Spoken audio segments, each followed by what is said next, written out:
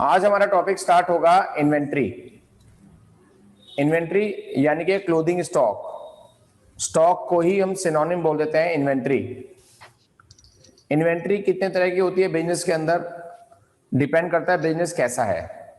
अगर manufacturing concern है यानी कि ऐसा बिजनेस जो रॉ मटेरियल लेता है और उसको आउटपुट में कन्वर्ट करता है, रॉ मटेरियल को आउटपुट में कन्वर्ट करता है, ऐसे बिजनेसमैन होते हैं मैन्युफैक्चरिंग कंसर्न। क्या दोनों जो मैं लिख रहा हूं, क्या ये दोनों को दिखाई दे रहा है स्क्रीन पे? हाँ जी यस सर, सर। मुझे दिखाई दे रहा। ठीक है ठीक है यस सर। ठीक है। तो जो मैन्युफैक्चरिंग कंसर्न होती है उसके अंदर इन्वेंट्री कितने तरह की होती है। जब साल खत्म होता है तो वो लोग देखते हैं कि मेरे पास कितना स्टॉक पड़ा हुआ है। तो एक तो उनके पास होता है रॉ मटेरियल, एक होता है वर्क इन प्रोग्रेस, इसका एक दूसरा नाम भी होता है semi finish goods. Semi finish goods. हाँ, बताऊंगा ये होता क्या है सेमी फिनिश गुड्स। देखो, सपोज आपकी ना नूडल्स बनाने की फैक्ट्री है। नूडल्स, आप मैदा लाए हो, मैदे से बनता है नूडल्स, और यहां पर नूडल बनके तैयार हो जाएंगे। लेकिन ये 3-4 मशीनों से होके गुजरेगा ये मैदा, यहाँ पे जाएगा, यहाँ पे जाएगा, यहाँ पे जाएगा, और ये गुड्स बन जाएगा तैयार। तो यहां पर तो ये रॉ मटेरियल है क्योंकि अभी तक प्रोडक्शन प्रोसेस में शुरू नहीं हुआ काम, शुरू नहीं हुआ, जिसे बोलते हैं रॉ मटेरियल। और जो ये बन के तैयार हो जाएंगे नूडल, ये होता है फिनिश गुड्स। फिनिश्ड गुड्स, ये बन के तैयार हो चुका है। और जब गुड्स प्रोसेस के अंदर होता है तो वो होता है वर्क इन प्रोग्रेस, यानी कि आधा बना हुआ गुड्स। सेमी फिनिश गुड्स इसको बोलते हैं बेटा। मेरी बात समझ में आ गई? Yes sir. तीनों तरह का हाँ जी गुड्स सर। हमारे लिए इन्वेंट्री है, चाहे रॉ मटेरियल हो, चाहे वर्क इन प्रोग्रेस हो, चाहे फिनिश गुड्स हो। मेन गुड्स तो इनके 3 होते हैं। बाकी क्या होता है, stores and spheres. Stores and spheres का मतलब क्या होता है, हमारी फैक्ट्री है और फैक्ट्री में चलती है मशीनें। मशीनों में फ्यूल, कुछ पार्ट्स, कुछ औजार, जैसे कि पेचकस रख लिया हमने, प्लास रख लिया अपने पास, कुछ ऑयल रख लिया, कुछ हमने उसके पेंच रख लिए, स्क्रू रख लिए अपने पास कि वो बार बार टूट जाते हैं तो हमें लगाने पड़ेंगे, तो हम पहले से अपने पास इस चीज का स्टॉक रखते हैं। तो ये भी इन्वेंट्री का ही पार्ट माना जाता है। हालांकि ये चीजें बेचने वाली नहीं होती, पर इन्हें इन्वेंट्री का ही पार्ट मानते हैं। और अल्टीमेटली गुड्स को पैकिंग के लिए जो हमारे पास सामान होता है, गुड्स की पैकिंग के लिए जो हमारे पास टोटल सामान होता है, वो भी हम गुड्स का ही पार्ट मान के चलते हैं, वो भी इन्वेंट्री का ही पोर्शन है। तो एक मैन्युफैक्चरिंग कंसर्न के लिए इन्वेंट्री इन 5 तरह की होती है। लेकिन एक होती है ट्रेडिंग कंसर्न। ट्रेडिंग कंसर्न का मतलब क्या होता है, ये गुड्स को बनाती नहीं है, ये तो खरीदती है और बेचती है। जैसा नॉर्मली दुकानदार होते हैं, आपके मोहल्ले में भी दुकानदार होंगे जहां पे आप ब्रेड लेने जाते हो, टूथपेस्ट लेने जाते हो, साबुन लेने जाते हो कि भैया 5 शैम्पू के पाउच दे दो, तो वो शैम्पू घर पे नहीं बनाता, वो तो खरीद के लाता है और बेच देता है। ये होते हैं ट्रेडर। ट्रेडिंग का मतलब परचेजिंग एंड सेलिंग। इनके यहाँ इन्वेंट्री सिर्फ यही होती है, जो गुड्स आपने बेचने के लिए खरीदा, ट्रेडेड गुड्स, वही इन्वेंट्री होती है इनके यहाँ। तो ये इन्वेंट्री के टाइप्स हो गए। इसकी फोटो ले लो बेटा, क्योंकि थोड़ा बहुत आपको लिखना भी पड़ेगा रूल कॉपी के अंदर। स्क्रीनशॉट ले लो। सर, एक बार आपने स्टोर्स एंड स्पेयर्स का क्या बताया था? ये बताया था कि अगर मशीनें चल रही हैं तो मशीनों को जारी रखने के लिए, चलते रहने के लिए हमारे पास उसके औजार होने चाहिए। मशीन में कोई ऐसा पेंच होता है जो बार बार टूट जाता है, तो उस पेंच का हम स्टॉक रख लेते हैं अपने पास। मशीन में ग्रीस, ऑयल ये लगता है, ये हमारे पास होना चाहिए। तो वो चीजें जो मशीनों को चलाने के लिए जरूरी हैं, वो सब स्टोर्स एंड स्पेयर्स का पार्ट होते हैं बेटा, वो भी इन्वेंट्री का पार्ट मानती हैं। Okay sir. Okay sir. हाँ सर, एक बार ट्रेडेड गुड्स का कंसेप्ट एक्सप्लेन कर दो दोबारा से।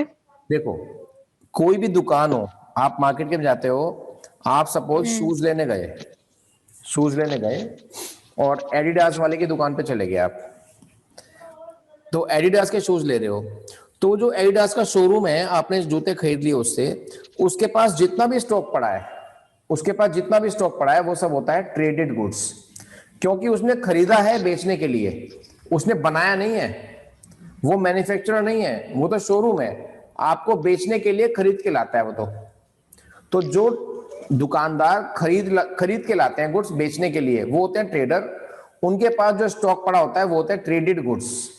Traded goods. ठीक है ना? Yes sir. हाँ, इसका मीनिंग आप ले सकते हो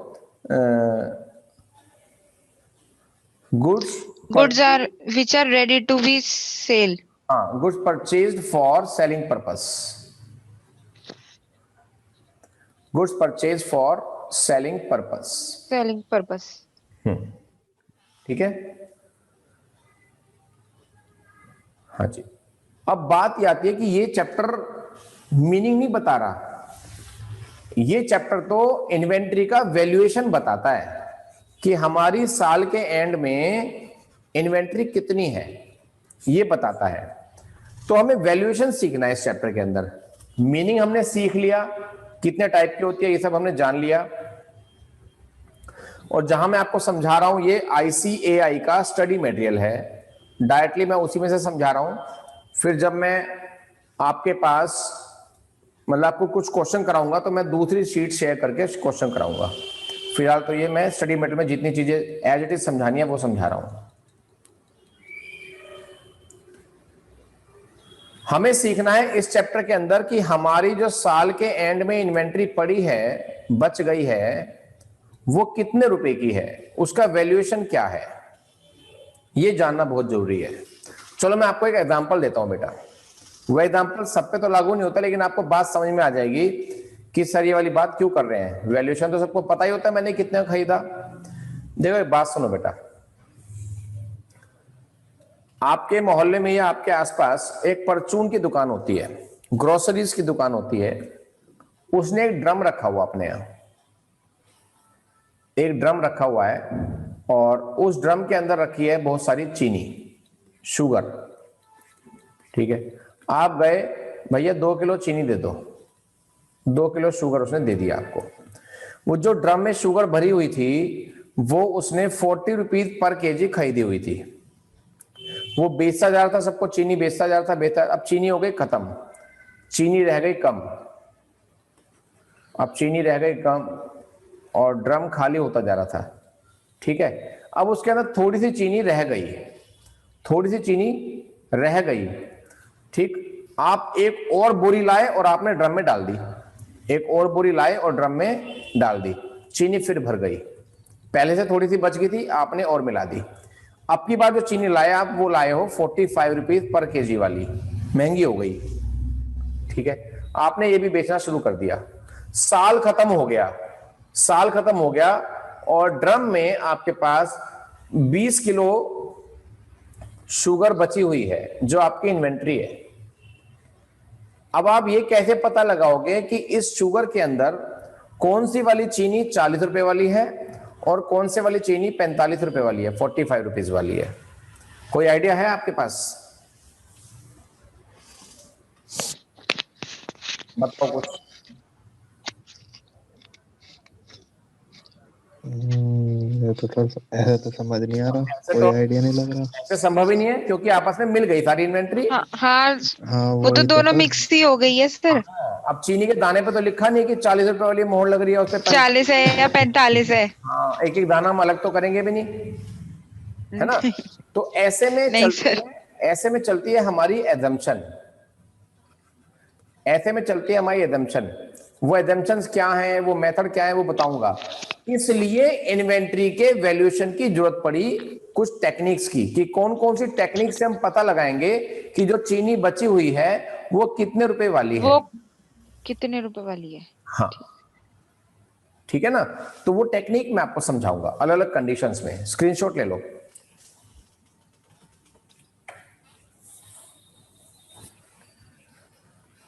ठीक है, अब मैं टेक्निक बताने जा रहा हूं, इन्वेंट्री वैल्यूएशन की टेक्निक्स।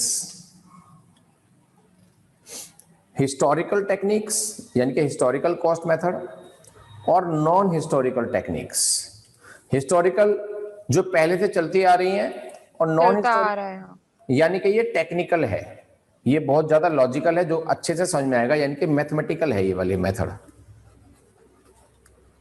ये वाला मेथड जो है वो मैथमेटिकल है और ये वाले जो मेथड्स हैं ज्यादातर एजम्पशन बेस हैं, ज्यादातर एजम्पशन बेस। अभी समझाऊंगा आपको, सब Assumption समझ में आ based। जाएगा। हाँ, सब समझ में आ जाएगा, कोई दिक्कत की बात नहीं है। इतना आप स्क्रीनशॉट लो, उसके बाद मैं एक प्लेन शीट पर आ रहा हूं, एक प्लेन बोर्ड आपके सामने शेयर होगा, स्क्रीनशॉट ले लो। ले लिया सर। ठीक ले लिया सर। ठीक है बेटा।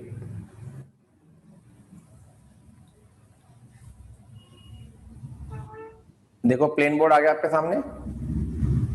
Yes sir. ठीक है, अब आपको पहले समझना है, जब मैं कहूंगा लिख लो तो फिर लिख लेना है। इन्वेंट्री वैल्यूएशन,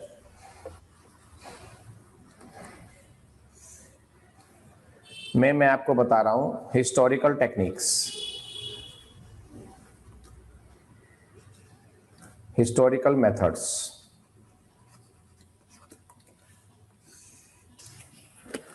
सबसे पहला मेथड हिस्टोरिकल में, सबसे पहला मेथड है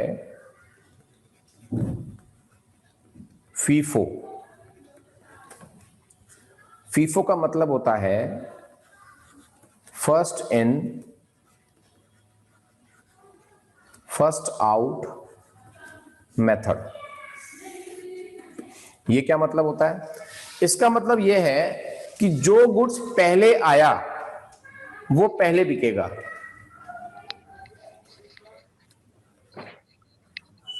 the goods which were purchased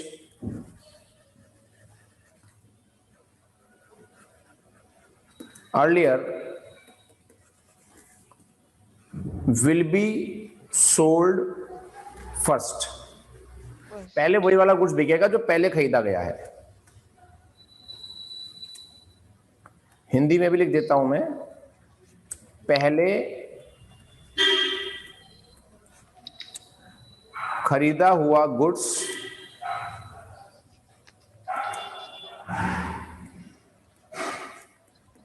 पहले बिकेगा।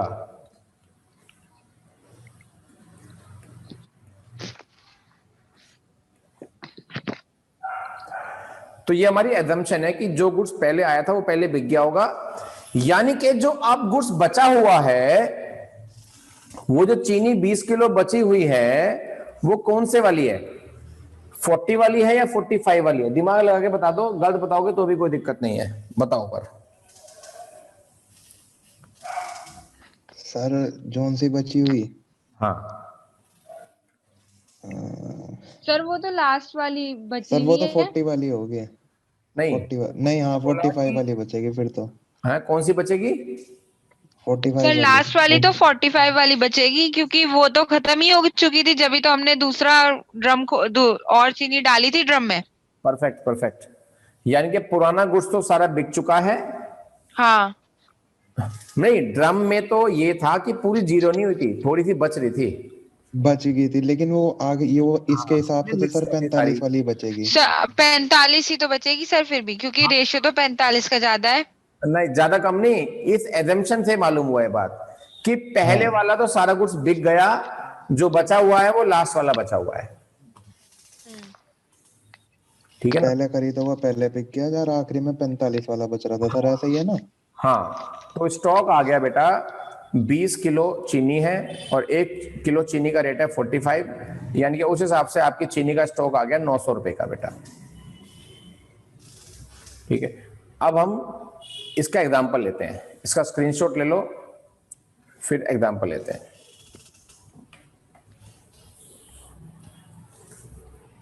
ले ले सर।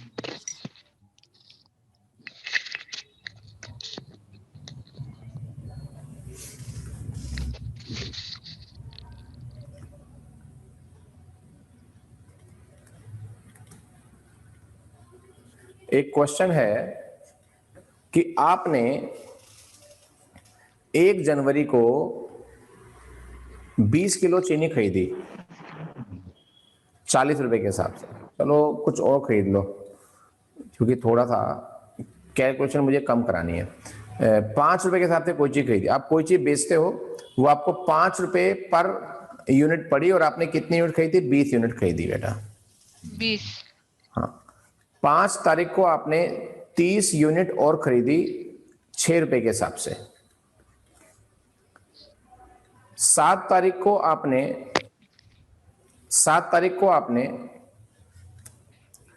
इसमें से 15 यूनिट बेच दी। कितने की बेची इससे हमारा मतलब नहीं है, कितनी बेची और कितनी बची हुई है इससे मतलब हमारा। कितनी बेची? 15 बेच दी। खरीदी कितनी थी? 20 ये खरीदी थी, 30 ये खरीदी थी। मेरे पास टोटल थी 50, जिसमें से 15 मैंने बेच दी। अब आई 14 तारीख। 14 तारीख को मैंने 60 पीस और खरीद लिए 7 रुपए के हिसाब से।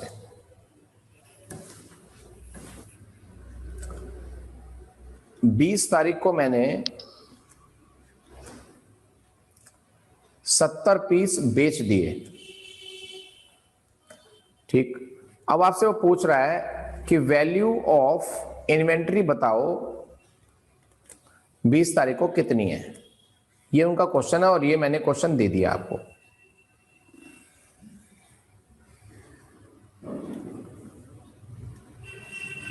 अब मैं आपको सॉल्व करना बताता हूं। इसको सॉल्व करने की 2 टेक्निक होती हैं। एक तो परपेचुअल होता है और एक पीरियोडिक होता है। Perpetual and periodic. तो पहले मैं कराऊंगा परपेचुअल, जब कराऊंगा तभी मालूम होगा होता क्या है ये, ठीक है ना। पीरियोडिक अभी नहीं करा रहा हूं, पहले परपेचुअल कराऊंगा बेटा। डेट अब आपको लिखना नहीं है, सिर्फ समझना है।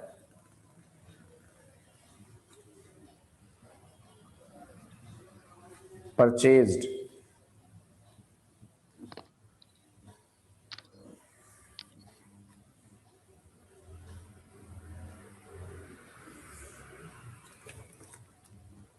सोल्ड, डेट, परचेज, सोल्ड और इन्वेंट्री। डेट 1 जनवरी। सब बच्चे यहां पे ध्यान दो, दोनों ध्यान दो बेटा।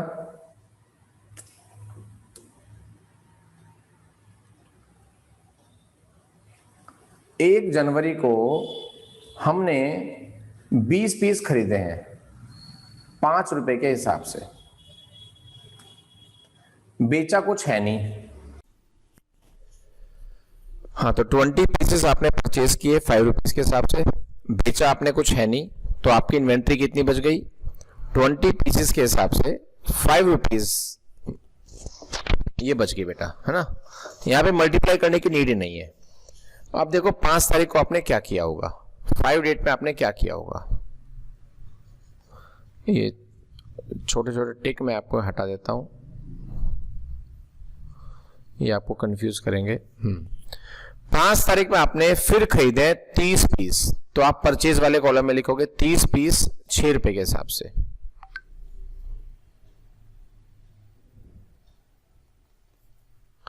ठीक है, फिर भी कुछ नहीं बेचा, तो अब आपके पास क्या बचा हुआ है? 20 × 5 और 30 × 6। मल्टीप्लाई करने की जरूरत नहीं है।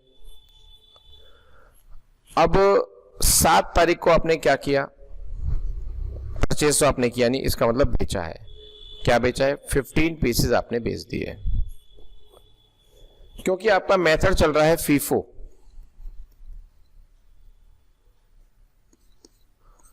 फीफो मेथड चल रहा है, तो फीफो का मतलब है फर्स्ट इन फर्स्ट आउट।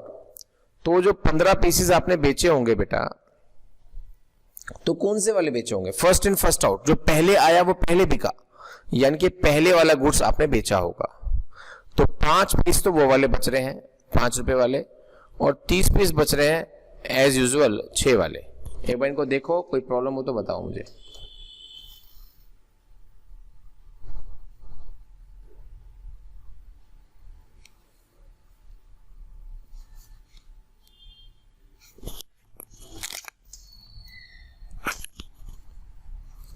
तो 5 पीस सब हो गए और 30 पीस ही हो गए, ठीक है। अब 14 तारीख में आपने क्या किया, 60 पीसेस आपने परचेज कर लिए 7 वाले।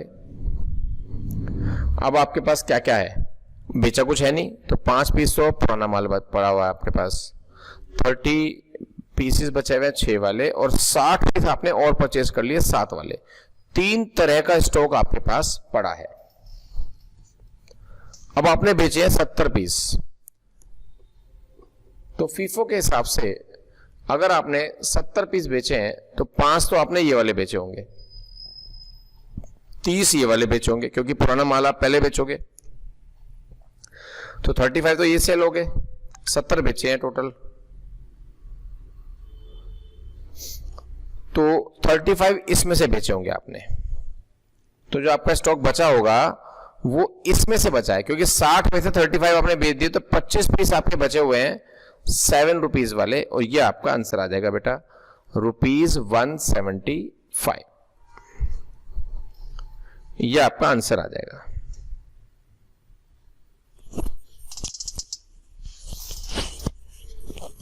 ये था परपेचुअल मेथड। परपेचुअल में हम ये देखते हैं कि हर डेट पर हम इन्वेंट्री फाइंड करते हैं, हर डेट पर हम देखते हैं कि उस खरीदने का या बेचने का हमारी इन्वेंट्री पर क्या इफेक्ट पड़ा, ठीक। इसके बाद आता है पीरियोडिक अप्रोच।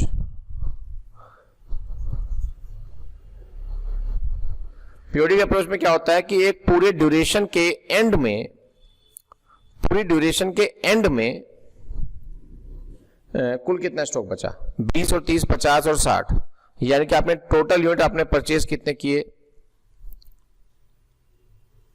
कहां गया ये,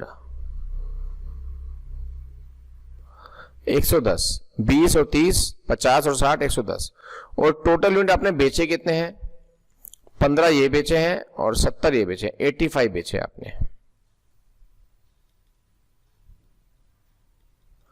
ठीक है, और 25 पीस आपका स्टॉक बच गया। इस तरीके से आप इन्वेंट्री फाइंड करते हैं बेटा। एक बार रिपीट समझो। हाँ जी, टोटल यूनिट हमने खरीदी है 110 और बेची है हमने 85, तो रिमेनिंग कितनी है हमारे पास, जो स्टॉक बच रहा है वो हो गया 25 का। हाँ 25 पीसेस। अब क्योंकि ये फीफो मेथड है, तो फीफो मेथड है तो ये बताता है कि पहले वाला बिक गया, जो बचा हुआ है वो लास्ट वाला बचा हुआ है, जो बचा हुआ हाँ। है कौन सा बचा हुआ वो है, लास्ट बचा हुआ। तो जो परचेज में लास्ट वाली परचेज कौन सी है, 16 to 7 वाली है सर। हाँ, तो 7 रुपए वाला माल बचा हुआ है, 7 रुपए वाला बचा हुआ है माल, उसके 7 से मल्टीप्लाई आपने कर दी, तो इन्वेंट्री इक्वल्स टू 25 इंटू 7, 175। 175। हाँ, ये हो गया पीरियोडिक।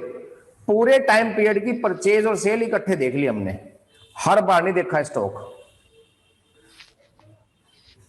आंसर तो सर दोनों ही मेथड से सेम आ रहा है इसमें। फिलहाल सेम आ रहा है, हर मेथड में सेम नहीं आने का, हर क्वेश्चन में सेम नहीं आने का। अच्छा। हाँ, मोस्टली में सेम आएगा लेकिन हर बार सेम नहीं आएगा। बोले क्लियर है दोनों को चीजें? यस हाँ जी सर। सर। ठीक है, मैं 1-2 क्वेश्चन दे रहा हूं, ज्यादा लेक्चर बड़ा नहीं दूंगा जान के, क्योंकि अभी एक बच्चे ने और ज्वाइन करना है कल से। अब ये रिकॉर्डिंग तो मैं आपको भी भेजूंगा, उसको भी भेजूंगा।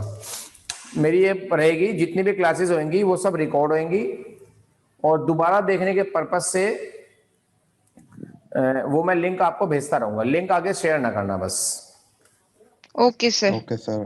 ठीक है, मैंने एक्चुअली ऐप भी ले रखा है, आपको ऐप में भी मिल जाएगी क्लास, लेकिन ऐप कुछ डिस्टर्ब चल रहा है, 3-4 दिन बाद ऐप ठीक हो जाएगा, तो ऐप में चलेगी क्लास सारी, डेली के डेली मिल जाएगी आपको क्लास वो। इसी वाले ऐप पे ठीक सर? है। अभी फिलहाल तो मैं लिंक भेज दूंगा आपको, बस लिंक से देखने में क्लास। ठीक है सर, ठीक है। ठीक है, ऐप ठीक होने के बाद मैं ऐप पे दूंगा ये class same. Okay sir. Okay, मैं एक क्वेश्चन लिखवा रहा हूँ, वो क्वेश्चन आप नोट कर लो बेटा। तो जो क्वेश्चन मैंने कराया वो आपको रिपीट करना है, थ्योरी जो मैंने कराई है वो पढ़नी है, लिखनी भी है रूल कॉपी के अंदर, और ये वाला क्वेश्चन उसके सबसे बाद ये वाला क्वेश्चन ट्राई करना है। एक सेकंड सर, आपने अभी जो ऊपर वो लिखा था सर उसका स्क्रीनशॉट मिल लिया अभी? ये लो, ये लो, ये पीरियोडिक वाला। हाँ बस बस सर। हो गया सर।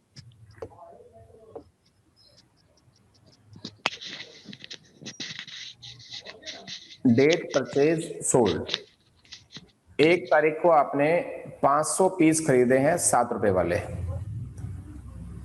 3 तारीख को आपने 700 पीस खरीदे हैं 8 रुपए वाले,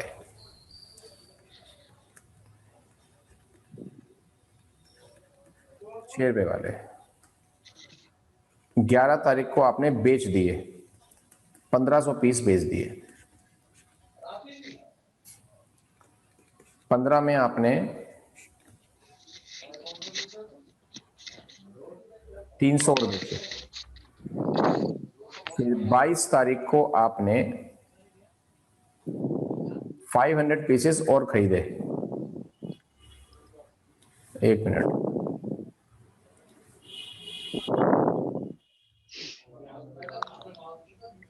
अब की बात 10 रुपए के हिसाब से आपने खरीदा, और लास्ट में 25 तारीख को आपने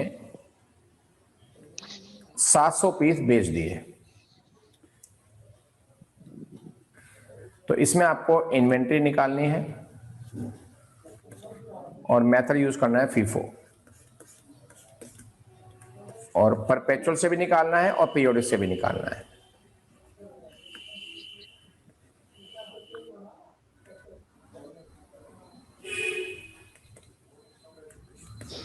ये नोट कर लो, स्क्रीनशॉट ले लो इसका। सर पूरी स्लाइड एक बार ऊपर कर दो, ये क्वेश्चन कट गया है बीच में। अब बोलो। Yes sir.